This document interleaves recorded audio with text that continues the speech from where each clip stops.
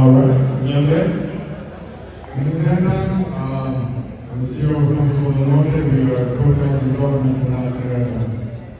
All right, younger man. Jordan Kitterman. There's a mic that's on.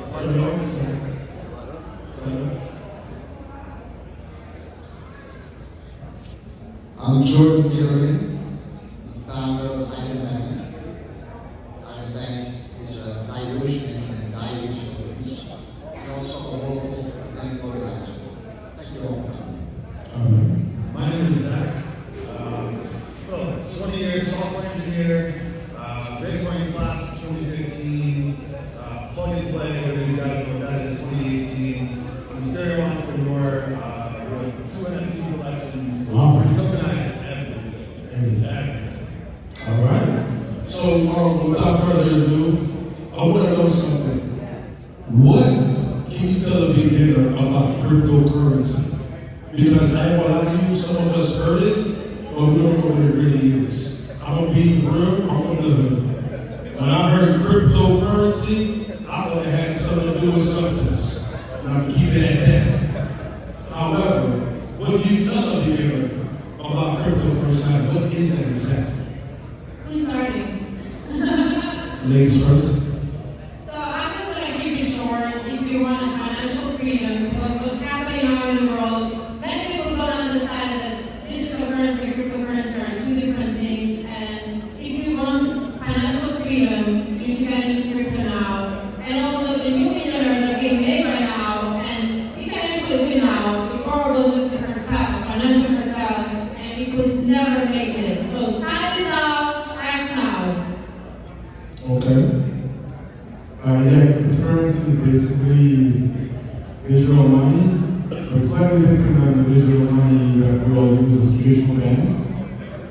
This is more money that you can just create yourself, and people believe in it, look at value.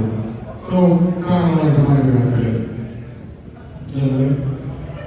So this is actually a very broad question, in the context of tokens. At the moment, everything is being tokenized. These tokens can be a financial freedom, or they can be, I believe, a financial slavery. It depends on who controls the tokens, and the tokens are programmable. So that's why it's so important that people over here understand really what cryptocurrencies are, what tokens are. Okay. Mine is going to be a little bit different. To me, like most of the money you use is backed by some government. Right? The green dollars you have in your pocket or attached to your credit card, those are backed by the U.S. government. Right? The other big one is like the euro. But cryptocurrency is backed by energy, like expending energy, wasting it, and math. So there's no government or person out there that can change how currency works, decides to make more of it, deflate or inflate what your holdings are. Only math can do it or energy can do it. And it's not the rules how the currency works, it's never going to happen. So you can kind of trust the amount that's out there is legit and that there's no like governmental interests trying to lower your buying power with the same amount of currency. So, with that being said, why is it that there's been a narrative that banks do not like crypto? Why do banks don't like cryptocurrency? Like, I've seen headlines, I've seen my friends send me screenshots. I'm pretty sure some of you guys have heard that before. Well, why don't banks like cryptocurrency? We're trying to stop with that. Like, we have a bank person here, so maybe you should have something. Oh, wait a minute, you're a banker.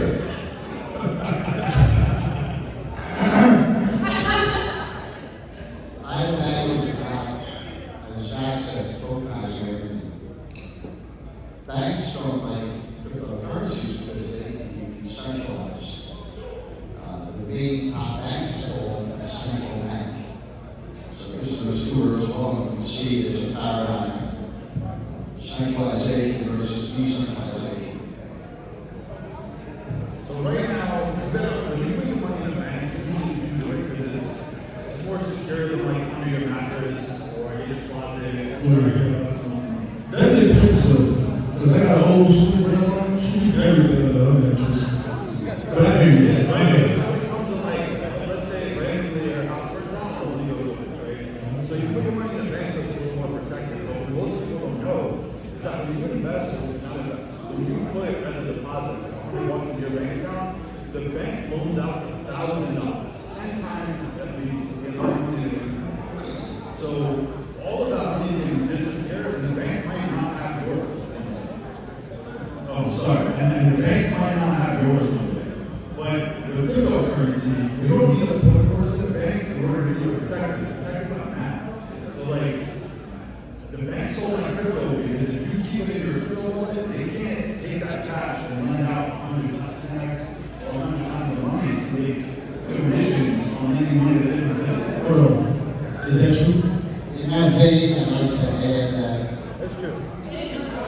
not only is it true, it gets even worse because banks now have the right to do what's called a bail-in.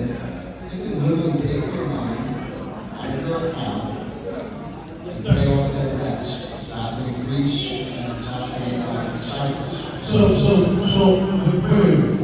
are you saying for those who got TD, for those who got Chase, for those who got Wells Fargo, for those who got outright Bank of America, for those who got Bank of America, are you telling me my money is being used to pay the debt?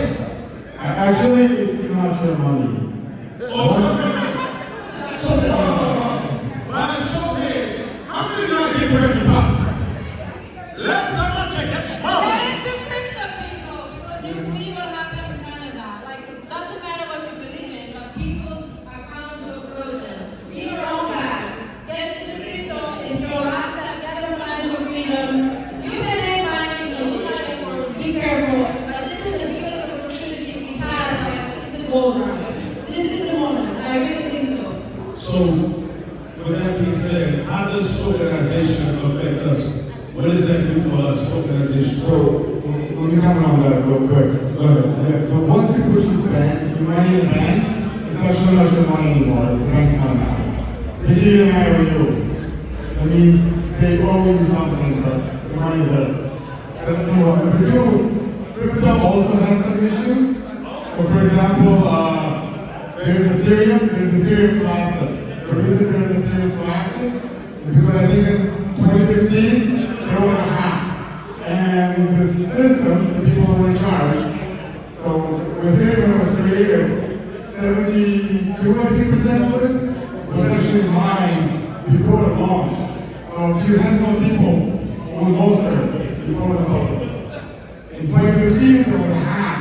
And they decided to pivot the system and make Ethereum like the one today, where it's like $2,000. And then there's Ethereum Classic, which is the original Ethereum that was hacked. So they can pivot crypto as well. It's not like it's pure business or whatever. They can be hacked, they can be raised. They can have the same kind of problems because it's real money. So in the privacy coins, if you're a Monero investor, you can only trade. There's actually a common your IRS for $600,000. There's not much to trace it. Really? So are you saying that it's safer in crypto versus your bank? Yes and no. Yes and no. Sir, what you said? You still a banker, right? I'm not a traditional bank. Okay, gotcha. A bank of tokens trading. And if you have so many different blockchains, so that my colleague Emma said they all could have changed. So this is why many people like Bitcoin, because Bitcoin has never been altered or changed, nor has it ever been hacked into. Whereas it is immutable. So theoretically, cryptocurrencies can be much safer, especially in these economic conditions where banks are actually use money. Easier accounts. Crypto can be a lot safer. But that's not tokenization. Correct. So to me, tokenization is creating like a fingerprint out of your information. Your information might be some fashion apparel, it might be a poem that you created or a song lyrics. But essentially, you take that bit of information and you give it a very unique fingerprint so that nothing else, if it wasn't that thing starting, like that exact piece of imagery or that exact dress or something like that, it'll never come out the same thumbprint. So it creates a unique ID for your assets that nobody else can mimic. Let me read this straight.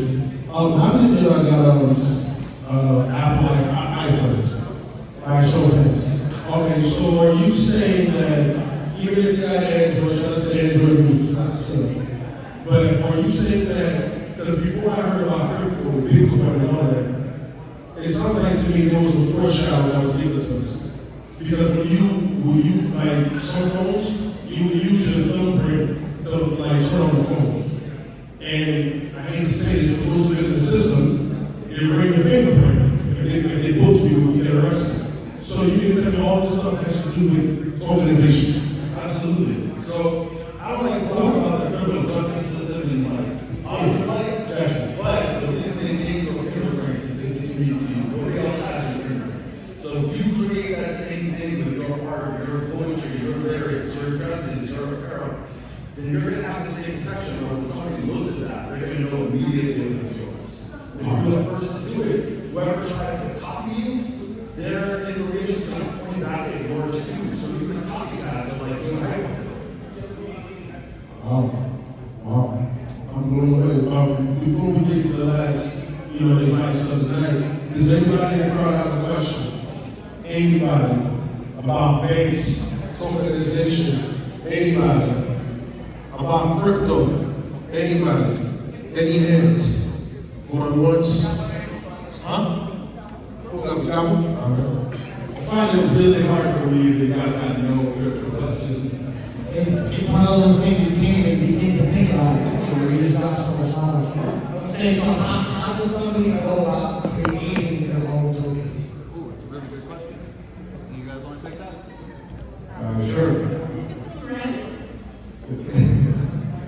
It's actually pretty easy. There's for one, you can just Google it. Hey, go Google, yo! I'm asking you, not Google. There's a couple of, actually, there's a lot of different platforms. You can go on them. You can just type in your parameters, click print, and then you can go in. It's very simple. It's the same thing as uploading an image to Facebook, honestly. If you go to a website and you log in, same way you do like Facebook or Twitter, you use a little form that asks you like the name, the image, maybe some other information, and you click a button. It's not scary. You don't need to like know any new applications and technology. We already have all the skills right now to go create tokens. If you're in this audience, that means you like went to meetup.com or Eventbrite, you're able to put in your own information and click buy a ticket. And if you can do all of those things, you can mint a token. But I think that is also why you should be careful when you're buying tokens, because there's not the same way it's easy to create, it's easy to buy something that's not worth nothing. So do your research when you're buying. A lot of people can also use the same names of the organs, so make sure that you buy the right one. And be very careful because it's very easy to create a token.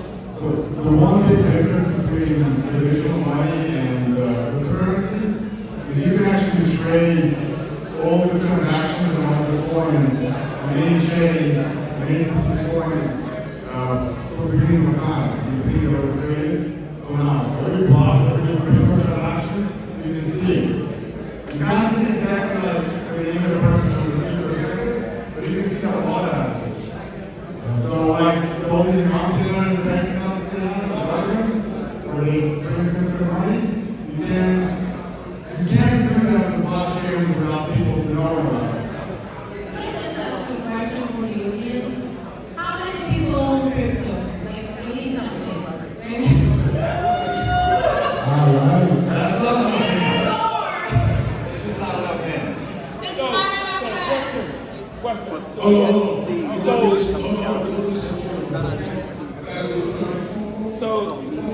So, what are the guarantees?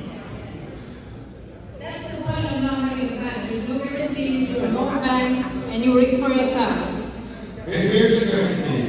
If you don't Wait. She said no guarantees. You say there are guarantees. So hold on, so something ain't right. There's no middleman, that's what I'm saying. Just There's saying. no middleman, risk for yourself. She said no guarantees. You said guarantees. Here's the guarantee. If you don't move your money, nobody can move your money. I'm moving in my pocket.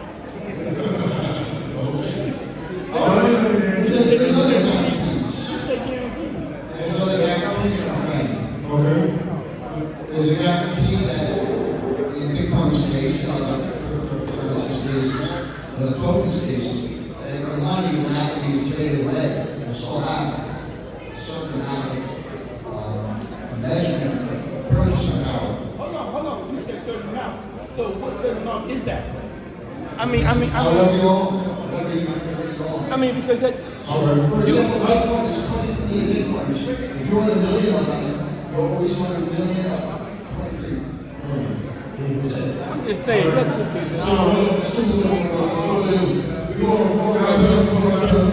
want to give the final words of advice of encouragement? After they get on the stage, anybody who wants to have a conversation with one, they can do that. You guys okay?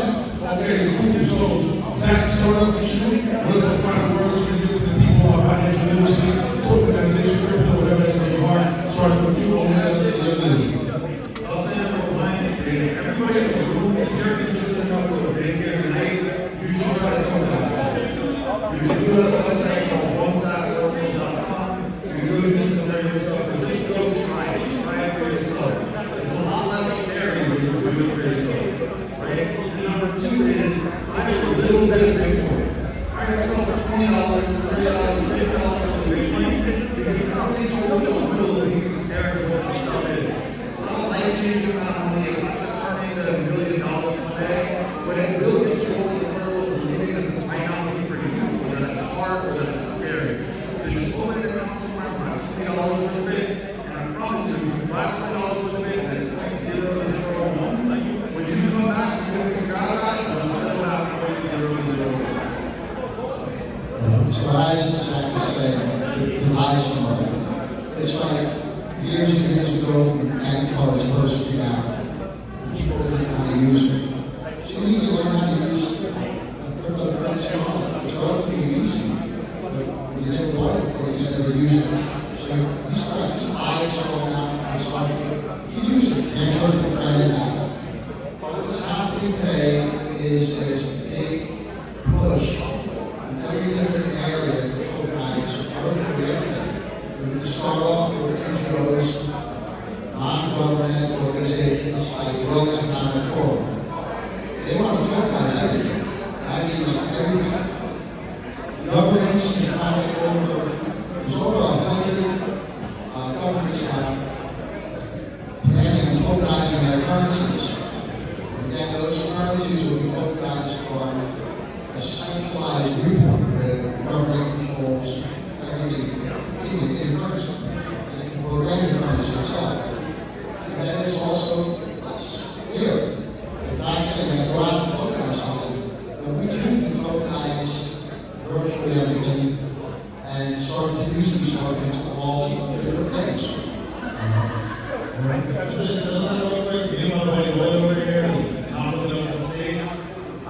We're tokenizing police here. So in the city of Philadelphia, there's a police officer involved shooting report or an officer report that goes on the chain immediately. So the police department can never change it, pretend it didn't happen, or try to sweep it under the rug. We're trying to tokenize everything.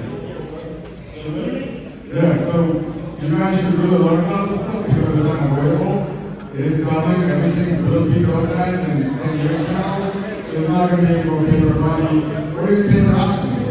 Even countries in the developing world are tokenizing over their data. I know it because I'm calling people doing it for them. So this is coming whether you like it or not. You know what I mean? I want to go back to Mr. here because I don't want to skip the question. I'm a big lover of cash. Don't get me wrong. I get back to your question. I'm a big lover of cash, even though I'm a crypto girl. And I believe in cash. But here I lose in cash. It's a fact. How many people pay in cash lately? Very little. It's all credit card. So the reason why crypto is important because for a lot stand for financial freedom. In Europe, by 2030, it's much sooner. In digital euro, they're going to control everything you spend. They already do. They're going to profit. They're going to have all their freedom. Like imagine, they're going to look at what you spend. You're not just going to walk. You're not going to be able to buy it. So maybe crypto is not perfect, but it's a lot stand for financial freedom, and you should fight for it. That's why it's good. That's all I have to say.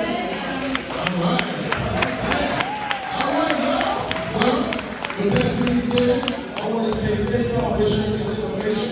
Anybody in the crowd, if I shout out, so feel free to ask questions and network. Thank you so much. Keep on educating the people. Continue being great, and also continue spreading that word. And no, stay strong, stay motivated, and you have things to say. One final thing to say. Unfortunately, I have to leave